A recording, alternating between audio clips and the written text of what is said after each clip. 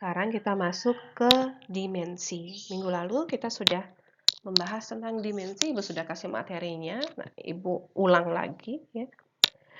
Untuk dimensi itu adalah cara besaran tersebut tersusun dari besaran pokoknya. Kemudian fungsi dimensi. Nah, apa sih kegunaan atau manfaat dari dimensi itu? Dimensi itu bisa untuk menurunkan satuan dari suatu besaran. Kemudian digunakan untuk meneliti kebenaran suatu rumus atau persamaan. Bagaimana cara membuat dimensi dari suatu besaran atau menentukan dimensi dari suatu besaran? Di bawahnya sudah ada contoh. Buktikan besaran energi kinetik dan energi potensial adalah identik. Energi potensial lambangnya EP. Rumusnya M kali G kali H, massa kali percepatan gravitasi kali tinggi benda. Massa, lambang dimensinya adalah M. Percepatan gravitasi, lambang dimensinya itu sama dengan dimensi percepatan ya. Itu lambang dimensinya LT pangkat min 2. Kemudian tinggi dimensinya L. Sehingga kalau kalian ketemu huruf yang sama, huruf itu bisa digabungkan dengan memperhatikan pangkatnya. Di sini LT min 2 kali L, ada 2 L di sana ya. M-nya tetap ditulis M, huruf L digabungkan. Ada L dengan pangkat 1 dan lagi satu L pangkat 1 juga. Sehingga totalnya sama seperti L kali L, L kuadrat. T-nya ditulis ulang, T pangkat min 2. Jadi dimensi dari energi potensial adalah M, L pangkat 2, T pangkat min 2. Kemudian energi kinetik. Energi kinetik itu rumusnya setengah kali M kali V kuadrat. Setengah kali massa kali kuadrat dari kecepatan. Setengah ini tidak ada dimensi karena dia bukan besaran ya. Dia konstanta. Jadi kita abaikan karena yang kita mau cari sekarang hanya dimensinya saja. Nanti yang kita lihat adalah dimensi kecepatan M. Dimensi massa M. Dimensi kecepatan yang dikuadratkan. Jadi kecepatan itu dimensinya apa? LT pangkat min 1. Jadi L-nya pangkat 1 hanya T yang pangkat min 1.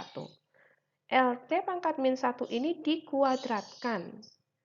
Jadinya M-nya tetap ditulis. L dikuadratkan menjadi L kuadrat. T pangkat min 1 dikuadratkan.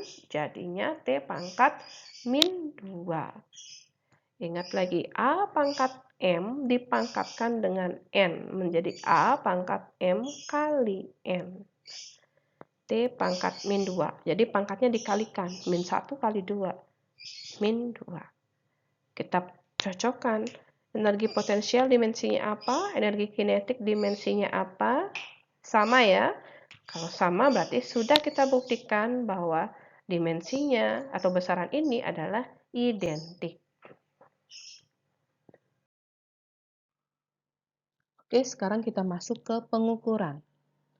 Ada berbagai jenis alat ukur, diantaranya alat ukur massa, alat ukur kuat arus, alat ukur tegangan listrik, alat ukur panjang, alat ukur waktu, dan alat ukur besaran yang lainnya. Nah, yang pertama kita bahas di sini tentang alat ukur massa yang disebut dengan neraca. Di sana Ibu sertakan 3 gambar neraca mulai dari yang manual sampai yang digital. Kemudian ada alat ukur kuat arus listrik, kita sebut dengan ampere meter, dan alat ukur tegangan listrik disebut dengan voltmeter. Berikut adalah gambar dari ampere meter dan voltmeter yang manual. Bagaimana cara membaca alat ukur pada ampere meter dan voltmeter yang manual? Silakan diperhatikan persamaannya. Kuat arus sama dengan skala yang ditunjuk jarum dibagi skala maksimum dikali batas ukur. Begitu juga dengan tegangan listrik, rumusnya sama saja sebenarnya. Skala yang ditunjuk jarum dibagi skala maksimum kali batas ukur. Kemudian alat ukur panjang yang sering kita bahas di sini tentang mistar, jangka sorong, dan mikrometer sekrup. Pertama, jangka sorong. Ini gambar jangka sorong.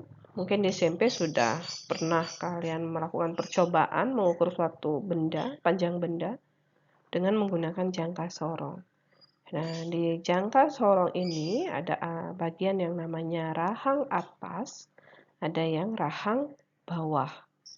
Kemudian ini yang paling kanan itu, yang panjang kecil itu digunakan untuk mengukur kedalaman suatu benda jika diameternya kecil. Nah, ini kelebihan dari jangka sorong dibandingkan dengan mikrometer sekrup ya. Untuk cara bacanya, ini dia. Hasil pengukuran suatu benda dengan menggunakan jangka sorong, itu hasil pengukuran kita lambangkan dengan HP, sama dengan SU. SU itu adalah skala utama. Skala utama itu adalah angka-angka yang tertera di rahang tetap ya. Kemudian SU plus dalam kurung SN. SN itu skala nonius. Skala nonius itu ada di rahang geser yang bisa digeser-geser. Itu angka-angka yang terdapat di rahang geser. Skala nonius ini dikalikan dengan ketelitian alatnya. Ketelitian jangka sorong itu adalah 0,01 cm.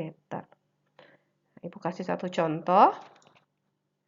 Tentukan hasil pengukuran dari jangka sorong berikut. Misalnya kita sudah pasang benda di jangka sorong, kemudian kita kunci dulu dengan ulirnya yang bagian atas di alat tersebut agar tidak bergeser-geser rahang gesernya.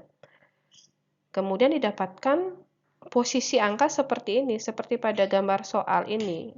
Nah, yang dilingkari ini, yang berisi tanda panah ini adalah garis yang berimpit. Berimpit itu artinya membentuk garis lurus antara nilai di rahang tetap dengan nilai di rahang gesernya. Caranya menjawab, yang pertama SU, skala utama. Yang mana skala utama? Bagaimana cara membaca skala utama?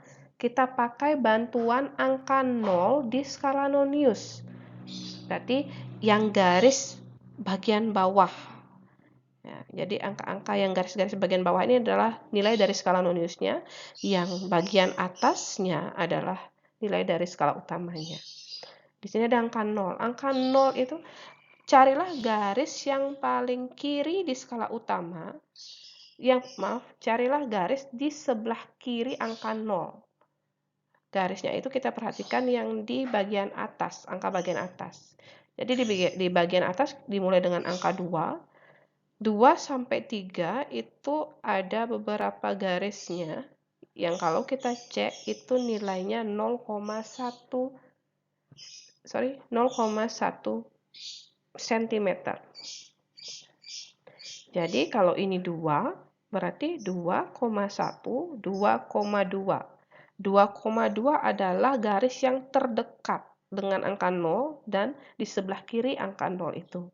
Jadi skala utamanya adalah terbaca 2,2 cm. Kemudian skala noniusnya. Skala nonius kita perhatikan garis yang berimpit yang dilingkari ini. Di angka berapa dia? Ini 0, berarti ini 1, 2, 3, 4, 5. Di angka 5 dia dilingkari. Di angka 5 dia paling berimpit, paling membentuk garis lurus dengan yang di skala utama. Berarti skala noniusnya 5. Kalau 5 berimpit, tulis 5. Kalau 4, tulis 4. Karena di sini 5, kalikan dengan ketelitian dari jangka sorong 0,01 cm. Itu hasilnya 0,05 cm. Jadi kalau dijumlahkan dengan skala utamanya, hasilnya adalah 2,25 cm. Itu adalah hasil ukur dari pengukuran yang tertera pada alat jangka sorong ini. Lanjut ke mikrometer skrup. Jadi cara bacanya sama saja seperti di jangka sorong. Bedanya hanyalah kalau di jangka sorong tadi skala noniusnya itu bisa digeser-geser. Kalau di mikrometer skrup, skala noniusnya itu diputar. Nah, diputar ya.